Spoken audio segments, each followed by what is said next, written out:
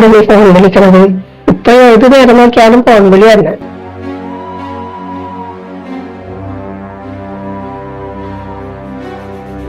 അമ്മിതാരെയാണ് നോക്കിക്കണേ? നീ അത് കണ്ട? എപ്പത്തൊടിയുള്ള ഫോൺ വിളിയാണ്. അവനിത് ആരെയാണ് ഈ ഫോൺ വിളിക്കണത്? ചേട്ടനാ. ചേട്ടൻ അതുപോലെ ഓഫീസിലോ എല്ലാവരും ഇരിക്കും, അവരായിട്ടായിരിക്കും സംസാരിക്കണത്.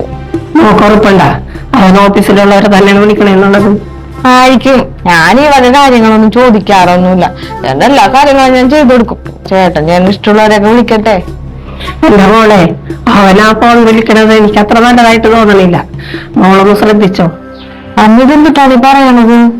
എന്റെ മോളെ, ഭർത്താവിന്റെ കാര്യങ്ങളൊക്കെ നോക്കി നടത്തേണ്ടത് ഭാര്യയുടെ ഉത്തരവാദിത്തമാണ്. അതുപോലെ ഭാര്യയുടെ കാര്യങ്ങളെല്ലാം നോക്കി നടത്തേണ്ടത് ഭർത്താവിന്റെ ഉത്തരവാദിത്തമാണ്. അതിന് ഞാൻ എല്ലാ ഉത്തരവാദിത്തത്തോട് ചെയ്തു കൊടുക്കാറുണ്ടല്ലോ. ചേട്ടന്റെ രാവിലെ ജോലിക്കുള്ള കാര്യങ്ങളും അതുപോലെ ചോറ് എടുത്തു കൊടുക്കണം, ചേട്ടൻ ഡ്രസ്സുകളും എല്ലാം ഞാൻ എല്ലാം ചെയ്തൊക്കെ കൊടുക്കാറുണ്ടല്ലോ. പിന്നെന്താണ്? അതെല്ലാം ചെയ്തു കൊടുക്കണമെന്ന് നമുക്കറിയാം.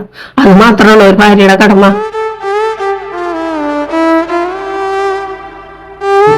അമ്മ ഒരു കാര്യം ചോദിക്കട്ടെ, നിങ്ങൾക്കിടയിൽ പണ്ടുണ്ടായ സ്നേഹം ഇപ്പോഴുണ്ടാ?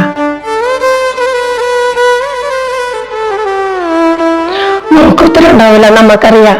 കാരണം നിങ്ങൾക്കിടയിൽ ഈ പണ്ടത്തെ സ്നേഹിപ്പില്ല. ഇവിടെ നടക്കുന്ന ഓരോ കാര്യങ്ങൾ കാണുമ്പോഴും നമുക്കത് മനസ്സിലാവണുണ്ട്. മോളെ, ഭാര്യയ്ക്കും ഭർത്താവിനും പരസ്പര സ്നേഹം ഉണ്ടെങ്കിൽ ആ കുടുംബത്തിന് ഒരു സന്തോഷവും സമാധാനം ഉണ്ടാവും. ഒരാളെ പരിഗണിക്കാതെ ഇരിക്കുമ്പോഴാണ് അവർ മറ്റൊരാളെ തേടി പോകുന്നത്.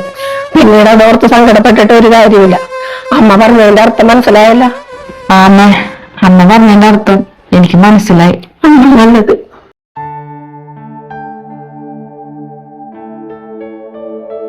അതെ, ഈ അമ്മ പറഞ്ഞപ്പോഴാണ് മരുമകൾക്ക് കാര്യങ്ങൾ മനസ്സിലായത്. ഇത്രയും നാൾ അവർ തന്റെ ഭർത്താവിന് ഒരു പരിഗണനയും കൊടുക്കാതെ നമുക്ക് പ്രായമായി, മക്കൾ വലുതായി, ഈ പ്രായത്തിലാണോ ഇങ്ങനെയൊക്കെ എന്നൊക്കെ പറഞ്ഞ് ഭർത്താവിനെ അകറ്റി നിർത്തുകയാണ് ചെയ്തുകൊണ്ടിരുന്നത്.